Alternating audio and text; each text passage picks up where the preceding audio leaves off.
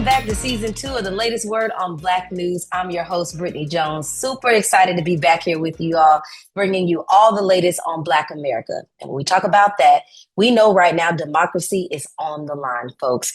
And who will answer that call? We are now more than a month into President Donald Trump's second term in office, and the nation has been inundated with sweeping changes, including the dismantling of DEI, a direct attack on the Black community at large. We now turn to the latest shakeup, the firing of the nation's highest ranking military officer, Joint Chief of Staff Chairman Charles Q. Brown Jr.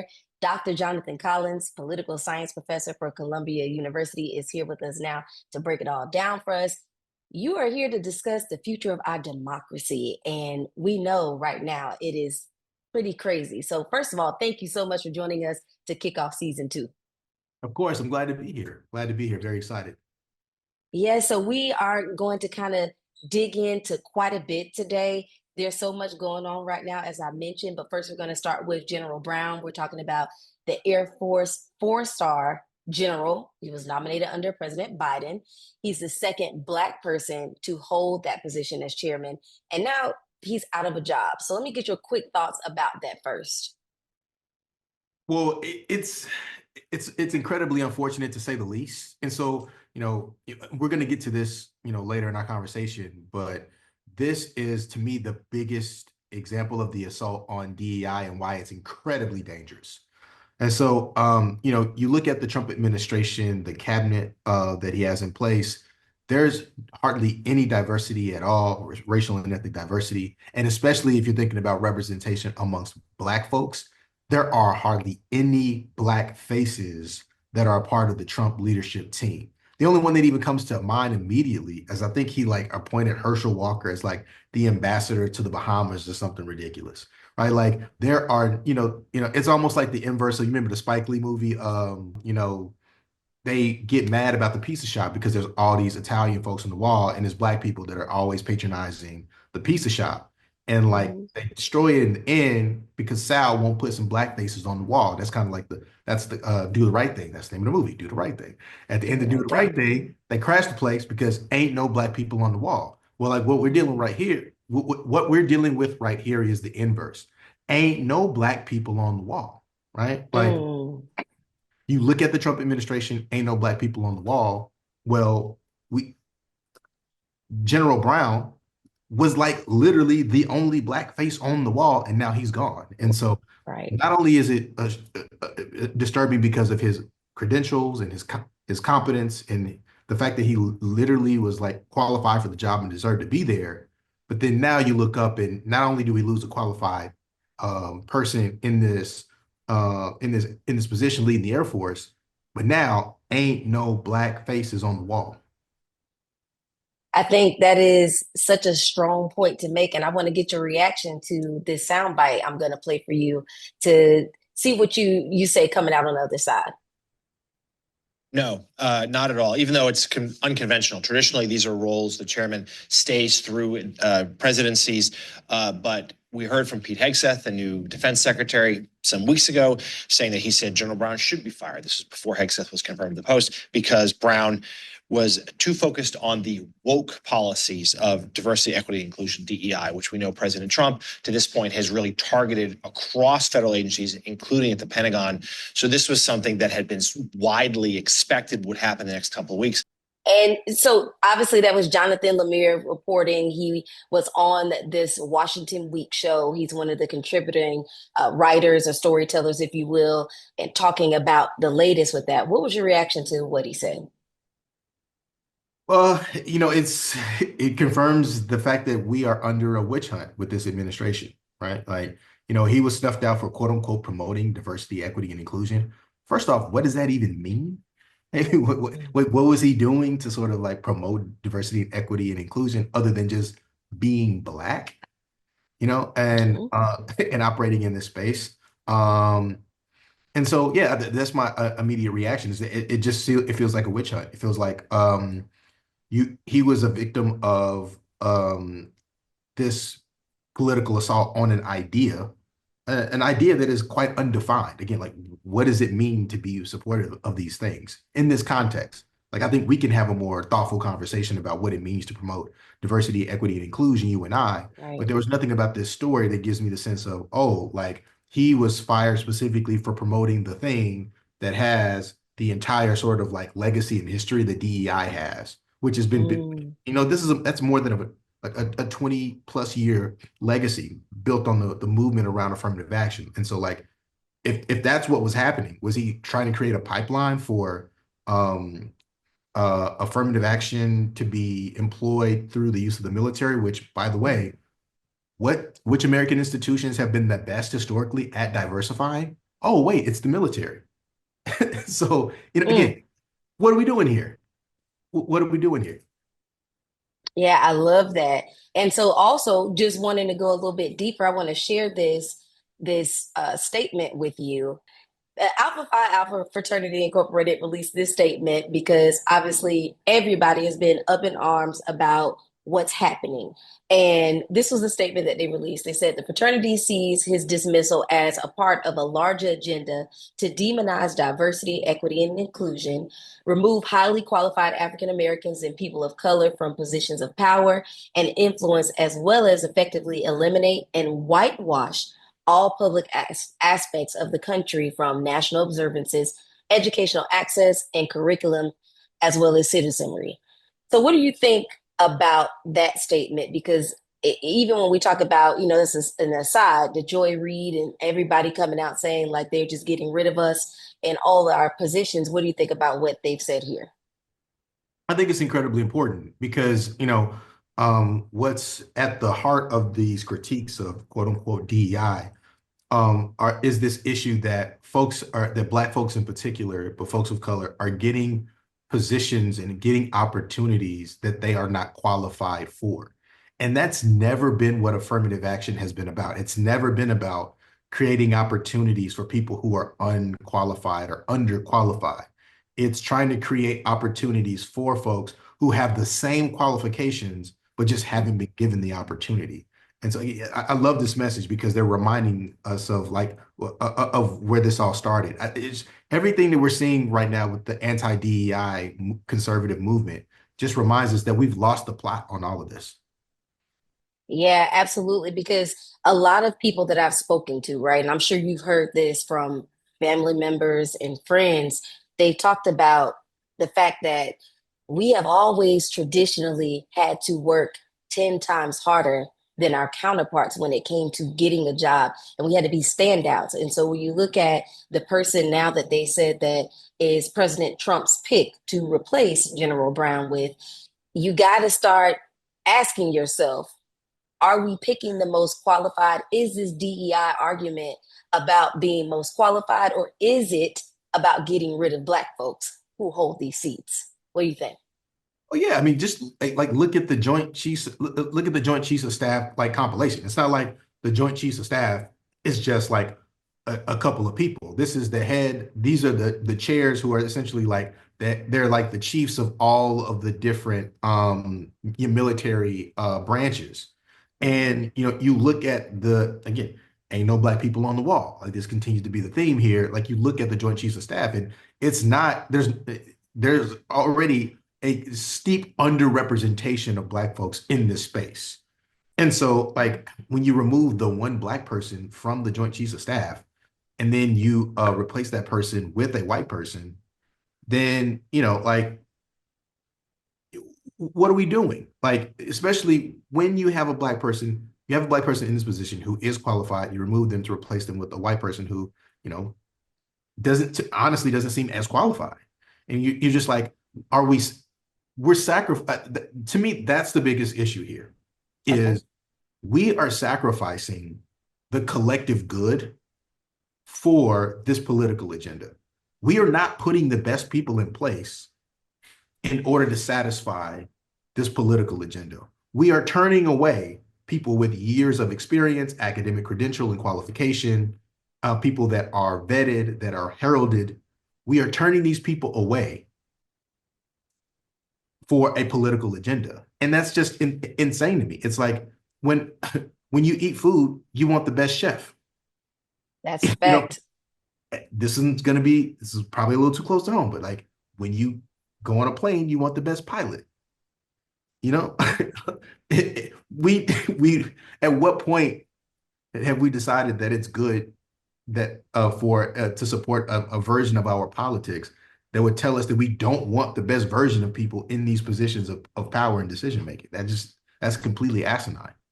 Mm-hmm. And so, to your point, right? So many of the policy changes coming out of this current administration has been unconventional and possibly a direct violation of checks and balances of our democracy. President Donald Trump has even called himself a king. We saw a picture of him with a crown. So I want to get your reaction to this from the View's co-host Sunny Hostin on what she had to say during that show.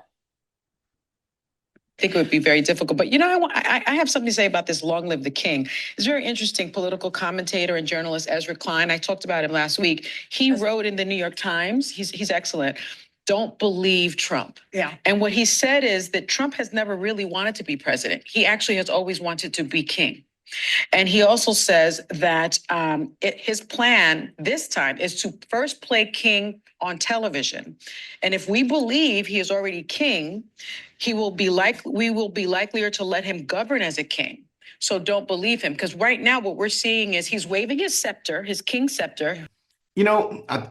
There's some unfortunate truth to that. And so, like, when we think about democracy, there's a few sort of like basic principles that go into making us a liberal democracy, right? Like, we're not a democracy just because we say we are. We're not even a democracy just because we hold elections. Like, there's some additional requirements, right? Like, we have to have a sort of like universal voter access, so like right to vote. We have to have, freedom of speech, freedom of expression, rights for folks to run for public office, right for citizens and civilians to run for public office, rights for like political competition. So you need elections that are competitive, not just free and fair, but also competitive, freedom of information. And then, of course, like you need these institutions that have these checks and balances so that you can have a representative structure. And so what we're seeing right now is, especially that last part, Trump is completely ignoring all of that. He's moving forward with these executive orders and not really caring much about what Congress has to say about it, and therefore not really caring much about what the American public has to say for it. And the most, the scariest part about that is, let's say, in theory, he could execute this same agenda through democratic processes, right? Like, you have the majority in the House and the Senate. Now, like, you could say, well, they don't have the supermajority needed to push through a filibuster, but whatever. But you have a majority, and you have a majority at the upper and lower house. You have the presidency. Why do you need to move forward? You also have a majority of conservative judges sitting at the Supreme Court, plus a lot of judicial nominations. So why do you need to move forward outside of these representative institutions? And that's the scary part. Executive order after executive order after executive order, when these things actually should be congressional bills signed into law by the president. Again, the fact that he's completely overstepping a process that's already designed for him to succeed and push policy through. Well, yeah, like that sounds like the activity of somebody who doesn't care about process and institution. This is a person who wants to be an authoritarian leader. Yeah, and it kind of basically answered this question very well, because that's one of the biggest things we wanted to touch on, right? Is kind of unpacking democracy and what it looks like. And it's kind of like going back to the basics of what are the branches of government actually designed to do? And does he actually have the power to make these moves when there are some policymakers who are saying, you got to be able to put things in perspective to where he will be able to be stopped. And there are other people saying that, these actions or lack thereof, they're not doing enough. What do you say to those people who probably don't even remember at this point the breakdown of how the branches of power work, especially in the Black community? Well, I would say our Black brothers and sisters are no less informed on these issues than our white counterparts. If anything, it's just we don't really have a participation problem in the Black community. We have a representation problem, in that like Mm. we just don't get the right representation that we need. Our leaders continue to fail us, but we continue to show up. And so I would say, but that's the thing that makes it challenging right now, is that you Yeah. wonder like what is there to show up for? You know, like that's the thing that we run the risk of losing. Like, is there something for us to actually get excited about because or believe in, especially with these institutions. And so, it's one thing when one, we're seeing a slew of executive orders that are very clearly attacking us as Black people. And without the institutions in place, then like, well, what's the response? Like, if we can't trust the court system to come through and strike some of these down, although there have been judges that have been striking down some of the executive orders kind of like one at a time, and Mhm. like at least like creating a dam to the flow of them. So there's something there. But then like also, but before we know it, and this is part of why Trump is moving so expeditiously with these executive orders, before we know it, it'll be 2026 and we'll be looking at House of Representative elections, congressional elections, period, because there'll be some Senate elections as well. We'll be looking at this midterm election period, and this will be an opportunity to create some shakeup in the structure of Congress, and actually show some level of voice around whether or not folks agree or disagree with the Mhm. action that Trump has taken. And that's the thing that I worry about, is that, well, when we get to the midterm elections, are things that are being done to the institutions themselves and around the institutions, are we actually preparing for a moment where the midterm election results could like matter somewhat less? Are Mm. we reaching a point where even when we look at, an election in 2028, is Trump creating a new status quo that like just getting a different president in place won't be able to solve and fix? That like Mm. there would be some real damage done here that would take multiple terms of presidents and congressional action and state and local representation to even begin the process of reversing. And so like that's what I would be more concerned about, is, are the institutions weakening? And especially the fact that these are the institutions that not only have we relied on to hold America to its promise, but we actually built these institutions, right? Like the court system is what it is because of us. And you think about Brown v. Board, like the congressional representation is what it is because of us and the critical role that folks in the CBC have played over time. Mm. Like these things matter because Black people have forced them to matter. And you wonder what's happening with them weakening, if they'll if the weakening of them now will have long-term effects that we can't even step in and fix again. Yeah. And, just walking it back for a moment, because you talk about what we built and we're looking at the dismantling of it all, right? And so just going back to even Elon Musk right now with the Doge, the Department of Government Efficiency that's been newly created, and the massive firings and the massive layoffs, all of these things. So I just want to get your take on that. But listen to this soundbite from President Trump actually responding to a reporter on Fox about them questioning him about the email that he sent out. I thought it was great because we have people that don't show up to work and nobody even knows if they work for the government. So by asking the question, tell us what you did this week, what he's doing is saying, are you actually working? And then if you don't answer, like you're sort of semi-fired or you're fired. Your thoughts on that? I think that he's greatly underestimating the importance of federal workers. Working in federal bureaucratic agencies, these are very like technical jobs. These are not jobs that, where the explanation is very simple and straightforward in terms of what they do. Like many of them manage they manage or oversee or support very like complicated projects.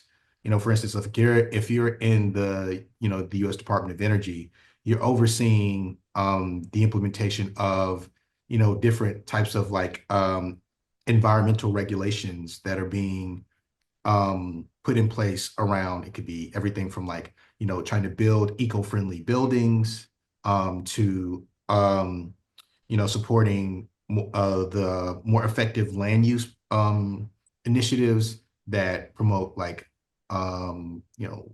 green space and um, you know just more environmentally sort of like ways of using land and space. The Department of Education, for example, that's the department where we've seen a lot of slashing. Yes. What they do is not obvious to what they are. Like you would think, well, what does the Department of Education do? Like send out curriculum and monitor all the teachers? Like, no, that's actually not what they do.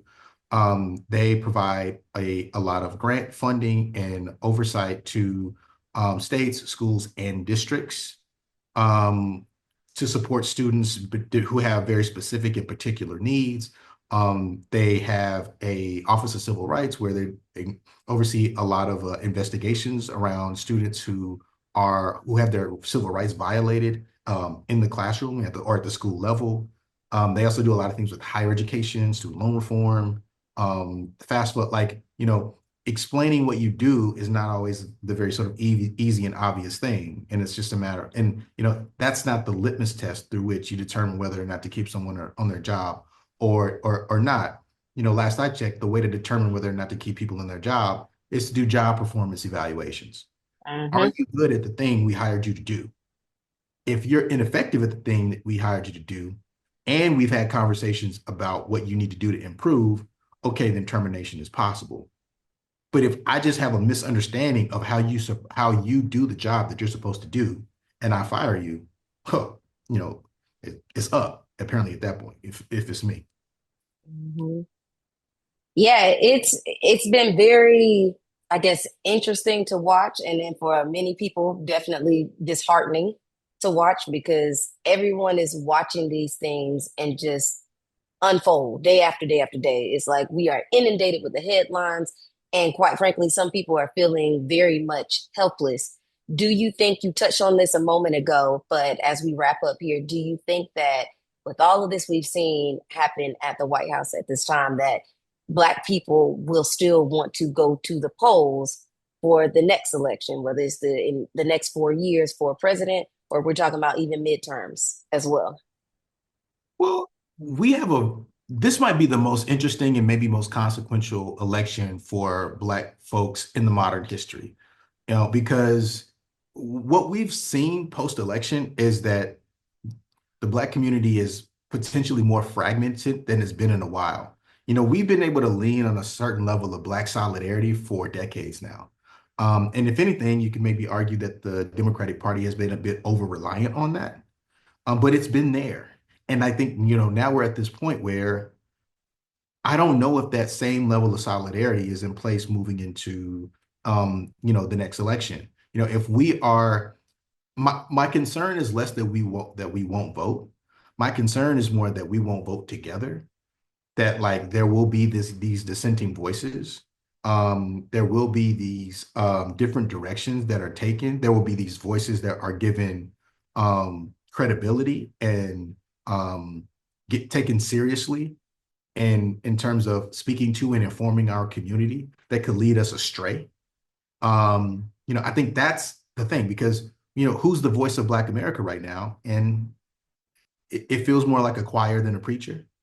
And it's a choir that's singing on different notes, not a choir that's singing in harmony. And so, have you ever been to a Black church when they sing it off key? It ain't pretty. Listen, you are super right about that because you're sitting around like, oh, they might need to sit down. We could point that person out. And like you said, it's like right now, this is a time of like needing people to come together. And you see, the voices like Jasmine Crockett. You see some people who are really standing up and speaking up about what's happening. But then you have folks who are at home saying, even on the Republican end, even those who voted for President Trump are saying, y'all not doing enough for us. And then the Democrats ain't doing enough for us. So then it's like, how do you say, hey, go out and vote? Because everybody feels like nobody is doing enough while things are just being shifted in ways that no one imagined could, Exactly. even though people said it.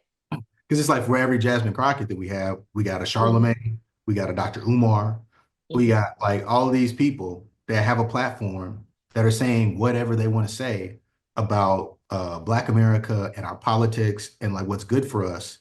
And, I worry that we're distracted right now.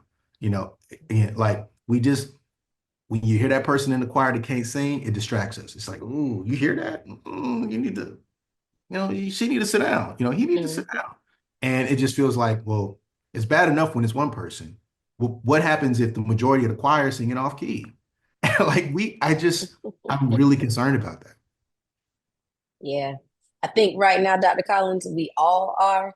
And I definitely think it's a conversation that we're going to continue to have, especially for not only Trump's first 100 days for Black America, but also just this entire presidency. It's definitely giving us something to pay attention to, even though a lot of folks may seem distracted, but that may be the key, is to make so much noise that people stop listening.